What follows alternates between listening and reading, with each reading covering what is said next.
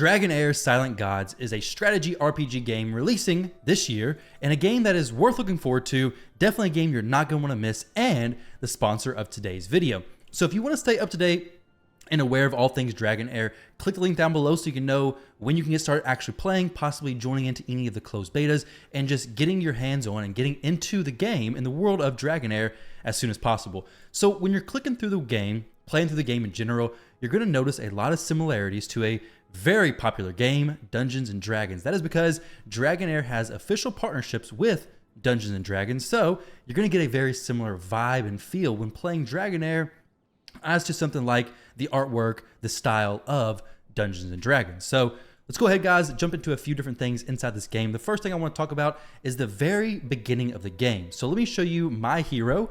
He looks very much like me, of course. Let's go ahead and see what he looks like. There we go. I mean, the resemblance is uncanny. He has hair. I don't. Yeah, that's actually, there's no similarity whatsoever. So my character that I picked is a dwarf. When you first start off, you get a few different races to pick from. There's the dwarf, there's the, I think, half-elf, there's lizardmen, there's another race that wasn't shown just yet that's to be released, I guess, in the future, and a human. So I just picked dwarf. I like the way they looked, and I like the way he looked too, which is, like I said, nothing at all like me.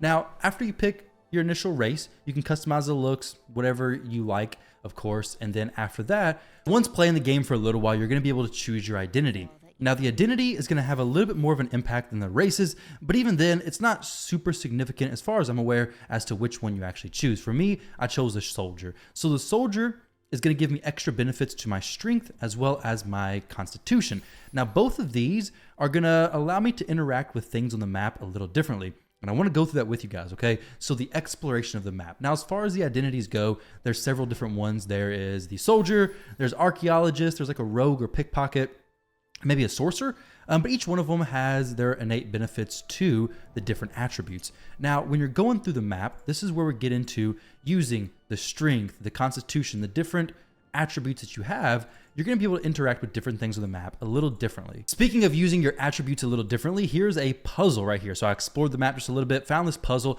and I want to show you guys how this works, okay? So let me move my webcam so you guys can actually see this.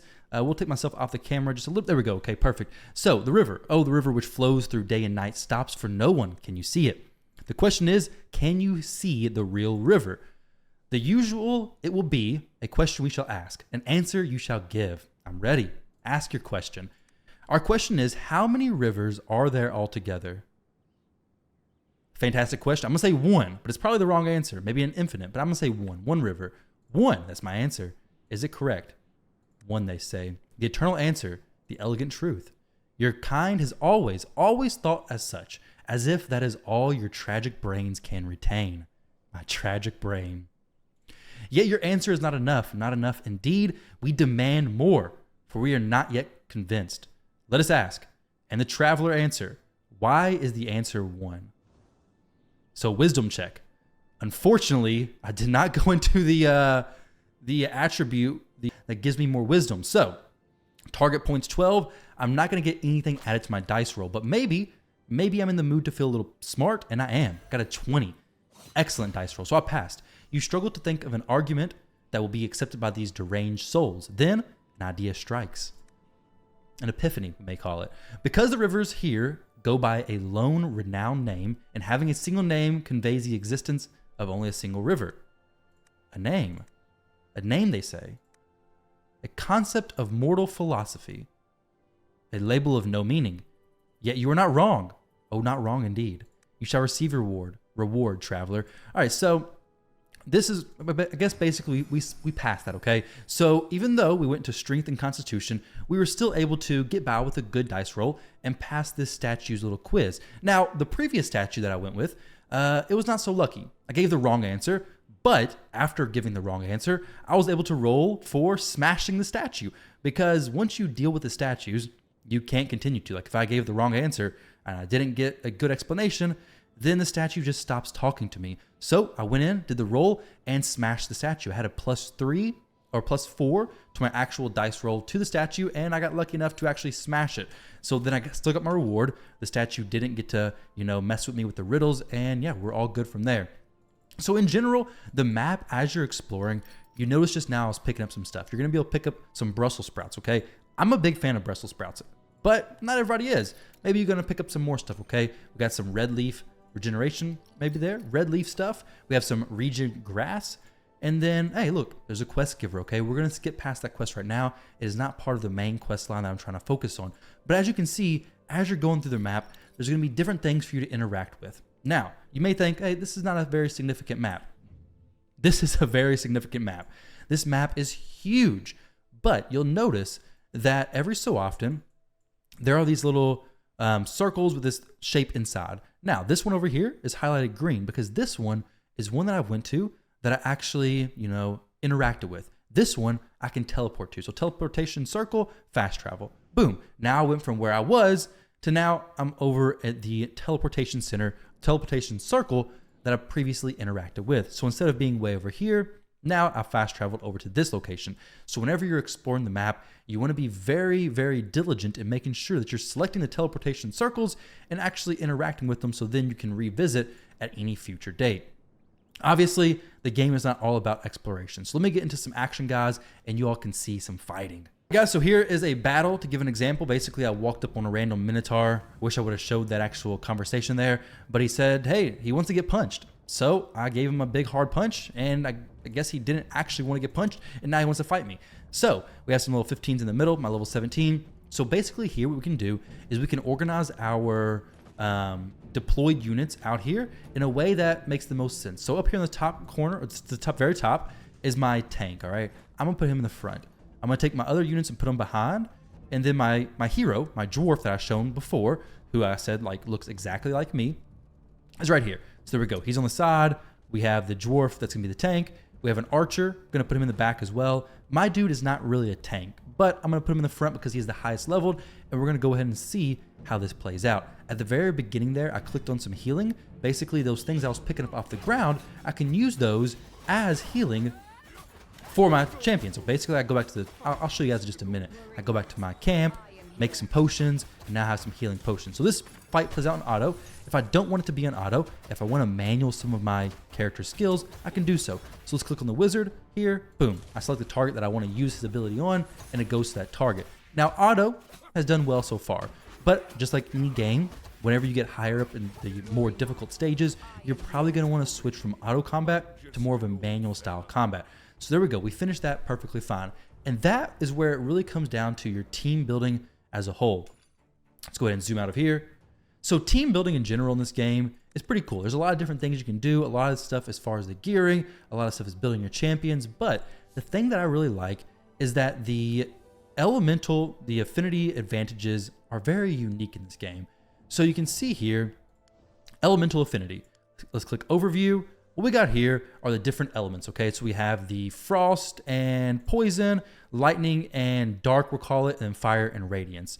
So basically, you're gonna wanna build your teams around these advantages. In this game, I can go frost plus poison, which is what I have. I actually have 5 of them. So I have all frost plus poison champions. So I'm getting this bonus, the attack and defense, plus 20%, but I'm also getting the elemental damage bonus plus 15%, which is excellent. Now, the especially nice thing about that is your main hero that you select in the very beginning, you can actually change their elemental power. So right now I'm using frost, but say I had a team that was using fire plus radiance, for example, or I wanted to just go a different element. I can just switch it right here. So now my hero can be swapped to fit in, help fill those elemental advantage requirements to really any elemental that I want. So lightning, fire, and frost, each one of them have their own benefits. This one, he's placing a basically increased defense on all the champions. This fire one, he does a big hit where it's a big AoE attack, big hard-hitting damage. And then lightning, I haven't played with it much yet, but I really like the idea that you can, adjust your champions, adjust your heroes in general around the teams that you have the strongest champions in. And you can just adjust your adventurer, your main hero, your hero, yourself, around the rest of your champions. For me, I had a lot of frost. I had 2 poison people as well, 2 poison heroes. Like all my heroes are poison and frost. So of course, I don't want my guy to be fire. Not yet. I want to get the plus 15% elemental bonus. So I'm going to switch him over, make him frost as well. So now I get the nice 15% extra elemental bonus. Now we're running around the map. We're picking up some of this stuff right here. And this is some iron ore. Now the iron ore is also a very, very great thing to be picking up on the map. So as you're exploring, as you're running through this massive, massive map, be on the lookout, because that thing I just picked up, I can go back to my camp and actually forge using that iron ore. So we're at the camp. We're going to click the forge. We're going to forge some gear, and the iron ore that I literally just picked up off the ground is going to be used to make some pieces for my heroes to actually wear. So now I got a new pair of gloves, a new chest plate, and return some iron ore. Dice roll result, return ore, no effect. So the dice rolls, once again, are coming into play. You can get some of the ore returned, some of your materials returned in general from crafting. So speaking of before, I mentioned the forging just now, and then earlier I mentioned the potions healing you from the battles. You're coming here to your cooking area. Now, the ingredients that I was picking up outside, this regen grass and the wheat that I picked up earlier, or the spectral regen grass that I also picked up earlier, can now be used to make basic tonic potion. This is going to help me heal my champions before we start the battle. An essential tonic potion for the journey that fully restores the HP of one hero, which I want to make a few of, make 5. Now, we're going to get dice rolls. Maybe we make more than 5. Let's see, we got extra. So because of the dice rolls, we were getting extra food on several of these, which is awesome. I love getting extra food. Extra food is something no one ever complains about. Please put 2 to 4 ingredients in. Just throw some stuff in. Let's see what it makes. Threw some random things in there. Let's see, we got target points are 16. Target was 8, perfect roll. Got some more potions. Very, very nice. So there we go, guys. A new recipe unlocked. Tomato plus red leaf regen grass plus some wild raspberries and wheat makes a basic tonic potion. Cool. So we can play around with some, let's do some Brussels sprouts, okay? Brussels sprouts are something that some people are a big fan of. Some people are not. I like them. Let's see what they make. So target points are 8. We got a 2. Okay, so nothing really spectacular here, but we got a salad, a vegetable salad. Sounds delicious. A salad consisting of various greens. There's nothing special about this dish except for the freshness of the greens. All ally heroes gain accuracy plus 10 for 600 seconds. Pretty generous for the time, I'd say. There we go. That's the recipe for the vegetable salad, right? Vegetable salad sounds delicious for an adventurer, you know, really in the heat of combat. That's what I want to have when I get out, is some vegetable salad. So let's explore the map a little bit more. Actually, let's go ahead and go into the Grand Arena. We're here. Might as well, right? So the Grand Arena. What kind of challenges await me?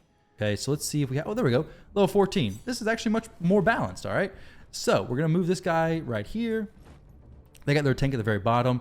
Let's put this assassin type person up here at the top. She's very fast, sneaks to the back line. I love it. You can see, though, the aggro, basically, these like little lines that go. You can see they all go to my tank. So basically, all their heroes are attacking my tank.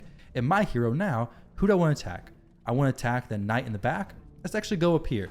Now I'm being attacked by nobody. My tank's being attacked by everybody. And this should be the best situation for me to be in.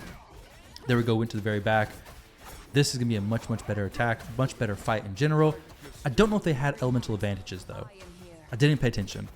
They had some frost champions. They probably did. They had like at least 3. And you get some benefits from 3. Extra 20% attack, extra 20% defense. But you don't get that extra 15% elemental ability damage as well if you have 5, which I do have, which is very nice. The goal, of course, there we go. Much different turnout there. Much different turnout. So guys, there we go. We got some map exploration. We got your team, your basic team building situation. Now, what kind of showcase of a hero collector game would this be if I didn't show you all some of the heroes you could collect? We've got these awesome looking heroes in general. Let me see if I can find somebody who looks really spectacular. Honestly, they all look very well done. Like these are heroes that you're gonna actually enjoy looking at. That looks cool. Reminds me of some Death Knight type look or so. This one, Forest Priestess, very nice. Some poison heroes. I didn't even plan on going the poison and frost route, but the poison and frost route chose me. So basically, this is what I'm looking for. I'm looking for this toxic witch doctor. I'm looking for these heroes. The lightning, I'm not even worried about that no more. Let's go for specifically poison, okay? Anybody super cool there? Let's go. Let's see some, they got some Taran, I think I'd seen before. Yeah, there we go. Pretty cool looking here. As a It's a troll, actually. Troll or an orc? I think it's a troll. I like that a lot, though. I'm a big fan of Tauren, cow, minotaur type heroes. Is this a horse? It's a horse. I've not seen many horses in any video games whatsoever, but I like that. Knight at heart. There you go. That's his name. Knight at heart. Here we go. This is the minotaur. Oh, and he's sick looking. Oh, I'm going light. I'm going poison and frost, but I may have to switch to lightning and dark. I believe it's what it is. But yeah, that's actually really cool. But guys, if you want to check out what Dragonheir has going on, if you want to stay up to date when you can join the closed betas, when you can start playing the game, and just stay up to date on all things Dragonheir, click the link down below. Once again, a big thank you to Dragonheir for sponsoring today's video. And guys, best of luck. Hope to see you guys in the game when it is fully released, and I'll catch you all in the next video.